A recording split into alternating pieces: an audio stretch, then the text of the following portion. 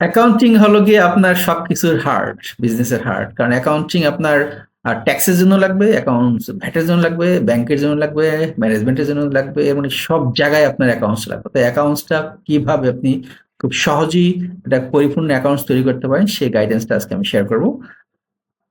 আশা করি আপনারা আমার সাথেই থাকবেন।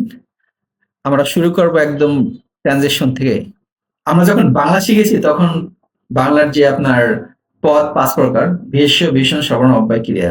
সেম ওয়ে যখন আমরা ইংরেজি ভাষা শিখেছি তখন কিন্তু পার্টস অফ স্পিচ ৮ প্রকার সেটা শিখেছি। এখন অ্যাকাউন্টিং এও কিন্তু এরকম ২ টো পদ আছে, ডেবিট এবং ক্রেডিট। অন্যদিকে বলে এটা এক্সপেন্স বা পেমেন্ট, আর ইনকাম বা রিসিপ্ট। এখন এক্সপেন্স বা পেমেন্ট যদি আপনার বাড়ে ডেবিট হবে, কমলে ক্রেডিট হবে। যেমন ধরেন আপনি একটা মানে পণ্য কিনেন, যেমন আপনার একটা পণ্য কিনেন, তাহলে পণ্য কি হবে? ডেবিট হবে। আপনার ডেবিট যে আইটেম ক্যাশ অন ব্যাংক সেটা কমে গেল, ক্রেডিট হবে। আপনি ধরেন আপনার অফিসে একজন কলিগ নিয়ে আপনি অফিসে একজন গেস্ট নিয়ে আপনি লাঞ্চ করলেন, এন্টারটেইনমেন্ট করলেন।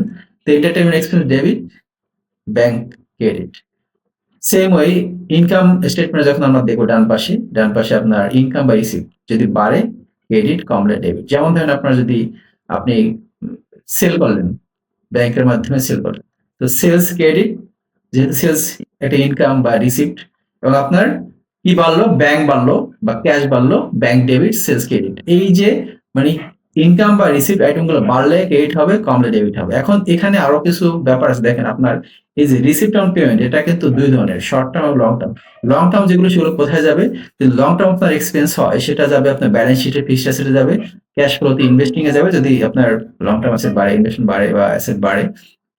আর শর্ট টার্ম এগুলো কোথায় যাবে? শর্ট টার্ম এগুলো ব্যালেন্স শিটের কারেন্ট অ্যাসেটে যাবে, ইনকাম স্টেটমেন্টের এক্সপেন্সে যাবে এবং ক্যাশ ফ্লো অপারেটিং এক্সপেন্সে যাবে। সেম ওয়ে ইনকাম যেগুলো লং টার্ম, ১ বছরের বেশি, সেগুলো ব্যালেন্স শিটে যাবে কোথায়? লং টার্ম লায়াবিলিটিস, ইকুইটি এবং ক্যাশ ফ্লোর ফাইন্যান্সিং অ্যাক্টিভিটিস যাবে। আর শর্ট টার্ম যেগুলো সেগুলো যাবে আপনার শর্ট টার্ম লায়াবিলিটিস, আর ইনকাম স্টেটমেন্টের রেভিনিউ সাইডে যাবে এবং ক্যাশ ফ্লো অপারেটিং সাইডে যাবে। এর মানে কি আপনি এই প্রতিটা ট্রানজাকশনের টাইপ ধরে ধরে আপনি একই সাথে ব্যালেন্স শিট, ইনকাম স্টেটমেন্ট এবং ক্যাশ ফ্লো করতে পারবেন। তাই আপনারা এই শিটটা ভালো করে বুঝুন, দেখবেন যে আপনার জন্য অ্যাকাউন্টিং খুব সহজ হয়ে যাবে। আমার মেয়ে কিন্তু এই জিনিসটা, আমার মেয়ে 10 এ পড়ে, সে কিন্তু অ্যাকাউন্টসে সবসময় হাইয়েস্ট মার্ক পায়, 10 এ 10 ই পায়। কারণ এই যে সে বেসিক জিনিসগুলো সে ভালো করে বুঝে, সে ট্রায়াল ব্যালেন্স খুব সহজেই করতে পারেন। সে balance sheet, income statement, cash flow খুব সহজেই করতে পারে। কারণ তার মধ্যে ক্যাশ ফ্লো না, অবশ্যই ক্যাশ ফ্লো তাদের নাই। ইনকাম স্টেটমেন্ট এবং ব্যালেন্স শিট এই দুটোই করেন।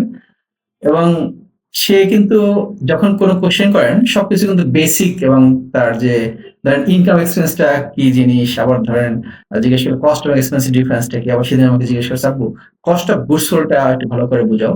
আবার ধরো চার্টার অ্যাকাউন্টেন্ট এবং কস্ট ম্যানেজমেন্ট অ্যাকাউন্টেন্টের যে কাজের ডিফারেন্সটা, মানে পোস্ট অডিট একটা হলে গিয়ে তোমার এই যে তুমি বিজনেস প্রসেস নিয়ে কাজ করো, এই জিনিসগুলো কিন্তু সে খুব সুন্দরভাবে বুঝে এবং ডিসকাস করে। মানে কি আপনি যখন এই জিনিসগুলো বুঝবেন তখন কিন্তু আপনি কোম্পানিতে কন্ট্রিবিউট করার সুযোগ পাবেন। আমার প্রথমে যদি চার্ট অফ অ্যাকাউন্টস ধরি, চার্ট অফ অ্যাকাউন্টস হলো কোম্পানির প্রতিটা অ্যাকাউন্টের নাম, যদি সহজ করে বলি, এবং প্রতিটা অ্যাকাউন্টে একটা কোড থাকবে, সেটাই চার্ট অফ অ্যাকাউন্টস। এবং ধরুন রেভিনিউর চার্ট অফ অ্যাকাউন্টস একটা আলাদা কোড, তারপরে কস্ট অফ গুডস সোল্ড এর বিভিন্ন আইটেম যেমন ম্যাটেরিয়াল, লেবার, ওভারহেড, এগুলো আলাদা আলাদা কোড থাকবে। যেমন এখানে ৫,০০০ মেটেরিয়ালের কোড, ৫,০০০ থেকে এখানে ৫,০০,০০০ মেটেরিয়ালের কোড, ৫,০০,০০০ থেকে ৫,০০,০০০ ১,০০০ পর্যন্ত এরকম আরকি সিরিয়াল গুলো থাকবে। ঠিক অপারেটিং এক্সপেন্স, তারপরে ধরেন profit from operations, other income, এই যে কোডগুলো, এই কোডগুলো আপনি এটা দেখানোর কারণটা কি, আপনার মাস্টার ডাটা ম্যাপিং বলা হয়। আপনি আপনার ট্রায়াল ব্যালেন্স থেকে চার্ট অফ অ্যাকাউন্টস অনুযায়ী আপনার কোম্পানিকে কাস্টমাইজ করবেন। এবং এই মাস্টার ডাটা কিভাবে ম্যাপিং করবেন? এই যে রেভিনিউটা, রেভিনিউটা আপনি কোথায় বসাবেন? এটা ডান পাশে আপনি এক্সেল এ কলাম এড করে বসাবেন, এটা আপনার ইনকাম স্টেটমেন্ট আইটেম। এবং ক্যাশ ফ্লোর একটা কি ইমপ্যাক্ট করবে? ক্যাশ ফ্লোতে ইমপ্যাক্ট করবে যে এখানে রেভিনিউ থেকে আমাদের রিসিভেবলটা বাদ দিলে ক্যাশ ফ্লোর যে রেভিনিউ সেটা আসবে। প্রতিটা আইটেম সেম। এখানে ধরেন আপনার কস্ট অফ সেলস আপনি অপারেটিং, আপনি ইনকাম স্টেটমেন্ট বসালেন, কিন্তু ক্যাশ ফ্লো একটা ইমপ্যাক্ট, ক্যাশ ফ্লো ইমপ্যাক্ট হবে গিয়ে আপনি যে পোরশনটা হতে পারে, সেটা ম্যাটেরিয়াল হতে পারে, ওভারহেড হতে পারে, ডিরেক্ট লেবার, ডিরেক্ট যে কোনো কস্ট, যদি কোনো কস্ট বকেয়া থাকে বা অ্যাডভান্স থাকে সেটার ইমপ্যাক্ট আপনি ক্যাশ ফ্লোতে দেখাবেন। এভাবে প্রতিটা আইটেম ধরে ধরে আপনি ম্যাপিং যখন করবেন তখন দেখবেন আপনার এই চার্ট অফ অ্যাকাউন্টস থেকে আপনার ইনকাম স্টেটমেন্ট হয়ে গেল, ব্যালেন্স শিট হয়ে গেল এবং ক্যাশ ফ্লো ডিরেক্ট মেথড দুইটাই হয়ে গেল। এখানে চার্ট অফ অ্যাকাউন্টসটা ডিটেইলস এখানে দেয়া আছে আপনার। আপনার ইনকাম স্টেটমেন্টের আইটেমগুলো দেয়া আছে এবং ডান পাশে ব্যালেন্স শিট আইটেমগুলো দেয়া আছে। তো এইভাবে আপনি এই চার্ট অফ অ্যাকাউন্টসটাকে ম্যাপিং করবেন, দেখবেন আপনার জন্য খুব সহজ হবে। এবং এই যখন আপনি চার্ট অফ অ্যাকাউন্টসটা ম্যাপিং করবেন তখন দেখবেন আপনার এই যেটাকে আমরা স্টেটমেন্ট অফ ফাইন্যান্সিয়াল পজিশন বা ব্যালেন্স শিট বলি, যেটা আপনার পার্টিকুলার পয়েন্ট অফ টাইমে আমাদের কোম্পানির যে ফাইন্যান্সিয়াল অবস্থা বোঝা যায়। আর statement of profit or loss and other comprehensive income, এটা আপনার ফাইন্যান্সিয়াল পারফরমেন্স ভালো হলে আপনার প্রফিট, আর খারাপ হলে লস হবে, ঠিক আছে।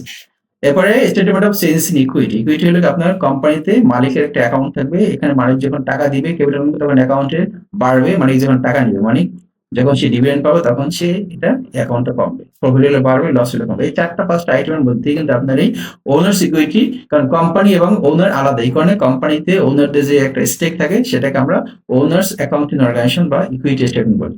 এরপরে ক্যাশ ফ্লো স্টেটমেন্ট, সবচেয়ে ইন্টারেস্টিং এবং খুব ইম্পর্টেন্ট, যে এই ক্যাশ ইন এবং আউট, কত ক্যাশ আসলো, কত ক্যাশ বের হলো। আপনার সেলস হলো, দ্যাট ডাজন্ট মিন যে আপনি ক্যাশ পেলেন, কারণ আপনার রিসিভেবল থাকতে হবে। আবার আপনি পারচেজ করলেন, দ্যাট ডাজন্ট মিন যে আপনার ক্যাশ হয়ে গেল। আপনি হয়তো আপনার বাকিতে বিক্রয় আছে, বাকিতে ক্রয় আছে।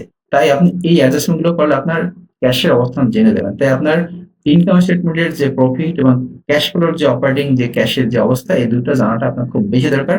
এবং আমরা এই ক্লাসে সবসময় আপনার রিসিভেবল, পেয়েবল, ইনভেন্টরির যে একটা এবং ক্যাশের যে একটা রিলেশনশিপ, এই 4টা রিলেশনশিপটা আমরা খুব সহজেই সুন্দর করে বুঝিয়ে থাকি। এর সাথে আপনার ফাইন্যান্সিয়াল স্টেটমেন্ট যে অ্যানালাইসিস গুলো, যেগুলো আপনার ডিসিশন মেকিং এ সাপোর্ট করে, সেগুলো আমরা আপনাদেরকে সাপোর্ট দিয়ে থাকি। এবং এই পুরো জিনিসগুলো আপনি, আমাদের একটা ওয়ার্কশপ আছে, এটা আমাদের এপ্রিল মাসের শুক্রবারে হবে। এবং এটা সারাদিনের ওয়ার্কশপে আপনি একদম কিছু না জানলেও আপনি একটা অ্যাকাউন্টস কিভাবে স্ক্র্যাচ থেকে তৈরি করতে পারেন, একটা বড় কোম্পানি অ্যাকাউন্টস, সেটা আমরা হাতে কলমে দেখিয়ে দেবো। এবং আমাদের প্রিভিয়াস কোনো প্রোগ্রামে যারা জয়েন করছেন তারা এই অ্যাকাউন্টসটা তৈরি করা না শিখে কখনো বের হয়নি, কারণ এটা হাতে কলমে করা হয়।